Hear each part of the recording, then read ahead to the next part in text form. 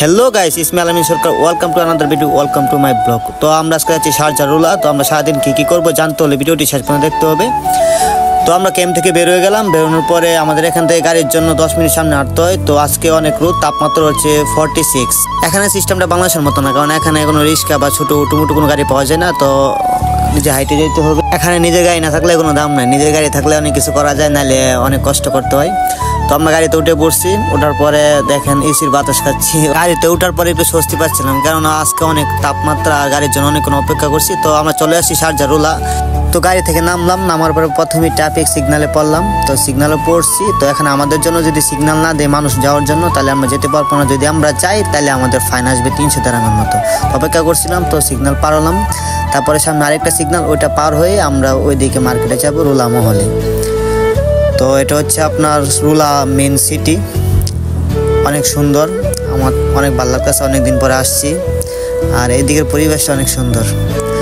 তো আমরা প্রথমত যাব রুলা মহলে, মানে মার্কেটে যাব। তো যাওয়ার জন্য আমরা এই পাশ থেকে ওই পাশে হাইটা যাইতে হইব। প্রথমে তো বললাম এদেশের সিস্টেম হচ্ছে এরকম, নিজের গাড়ি না থাকলে অল্প রাস্তা দেখা গেছে অনেক ঘুরে যাইতে হয় হাইটা।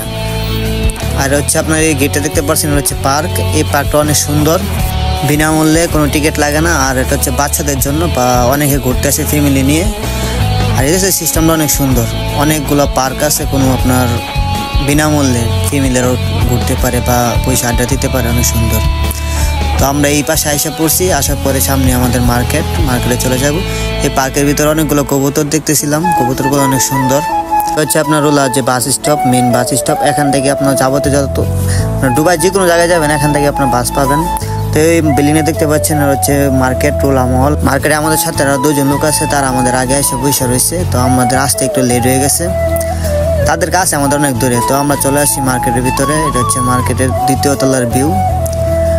আমি আপনার এরকম মানুষের সাথে আসতে শপিং করতে, আমি নিজে অনেক কিছু শপিং করে নিয়ে যাই। দেখা গেছে ফ্রেন্ড সার্কেল বা বন্ধুদের সাথে আমি শপিং করতে আসছি, আমার কিছু লাগবে না, কিন্তু তাদের থেকে বেশি আমি নিজেই শপিং করে ফেলি। কারণ আমি যেটা দিকে সেটাই ভালো লাগে, আমি লোভ সামলাতে পারি না। শপিংয়ের প্রতি আমার অনেক লোভ।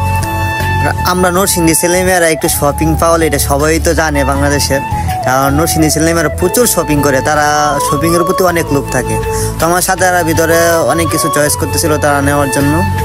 তো আমি আপাতত কিছু নেবো না, কিন্তু আমার লোভ হচ্ছে অনেক কিছু নেওয়ার জন্য, কিন্তু থাক, নিজে কন্ট্রোল করতে হবে, কারণ লোভ করা ভালো না, অতি লোভ তাঁতি নষ্ট। তো আমাদের শপিং করা শেষ অলরেডি। তো আমরা মার্কেট থেকে বের হয়ে যাচ্ছি।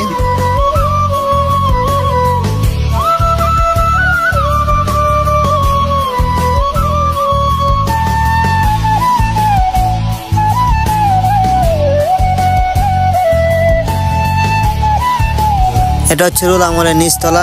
আপনার অনেক মোবাইলের দোকান পাওয়া যায়। তো আমরা মার্কেট থেকে বেরিয়ে যাচ্ছি, আমাদের অনেক কিছু কিনতে হবে। আজকে দেখেন 5টা বাজে, এখন সূর্যের তাপমাত্রা দেখেন মনে হচ্ছে দুপুর। আমরা এখন চলে যাবো একটা শপে। তো অনেকে কিশমিশ দেখতেছিল, কাজু বাদাম, কাঠবাদাম, অনেক ধরনের বাদাম, অনেক ধরনের চকলেট দেখে তো আমার অনেক লোভ হচ্ছিল, কারণ আমি অনেক চকলেট খেতে ভালোবাসি। তো সবটা এখনো গোছানো হয় না, সম্পূর্ণ গোছানো হচ্ছে। এই সবটা বাঙালি, মানে আমাদের বাংলাদেশি ভাইদেরই। দেখেন কত রকমের চকলেট, অনেক কিছু আছে, একের ভিতরে অনেক কিছু। আর এখানে এগুলো অনেক কিছু নামই জানি না আমি, অনেক ধরনের বাদাম, কিশমিশ, অনেক কিছু, এভরিথিং। তো ওইখান থেকে টুকটাক জিনিস কিনে আমরা চলে আসলাম গোল্ডের মার্কেটে। তো এখন আমরা গোল্ড কিনবো। আর বর্তমানে স্বর্ণের বাজার, মানে মার্কেট না আসলে আমি বুঝতাম মানে এত চড়া। আমি যে সময় বিদেশে আসছিলাম 2 বছর আগে, স্বর্ণের দাম ছিল 70 থেকে 65,000 টাকা। তো 2 বছর যাইতে না যাইতেই এখন বর্তমানে স্বর্ণের দাম হচ্ছে 1,20,000 টাকা। তো স্বর্ণের বাজার আসলে অবশ্যই বস্তা করে টাকা নিয়ে আসতে। তারা অবশ্যই গোল্ড চয়েস করতেছিল আর বাড়িতে কল করে দেখাইতেছিল, কারণ গোল্ড তো আর ছেলেদের না, মেয়েদের চয়েস বলে তো আর কিনা যাইব না। তো দেখা যায় এখান থেকে নিলে তাদের চয়েস হয়েছে না, তার জন্য ভিডিও করে দেখাইতেছে।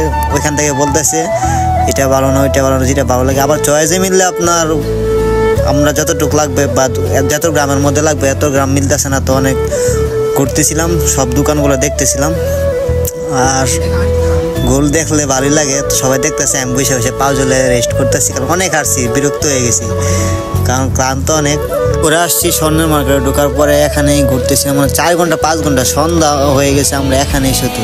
তারপরে চয়েসে মিলতেছে না, চয়েসে মিললে আপনার মানে সব কিছু মিলতেছে না। তারপরেও 2 জোড় কিনা হয়েছে কানের দুল, আর একটা হাতের ব্রেসলেট কিনা বাকি, এটা লেগে অনেক ঘুরতেছি।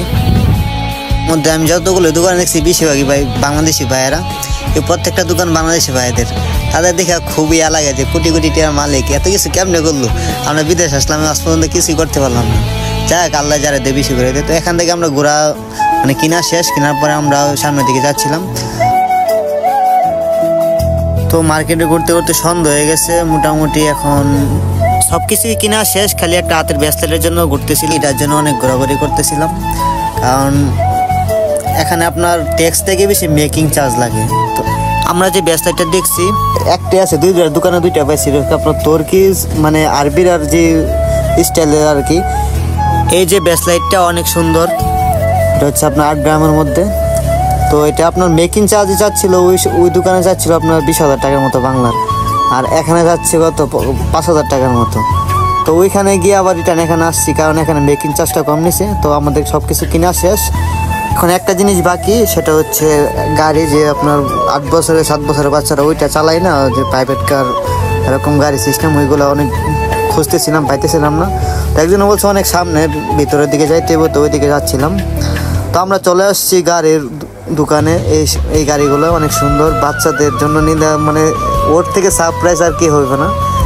আর গাড়িগুলো অনেক সুন্দর, দামও মোটামুটি কমই।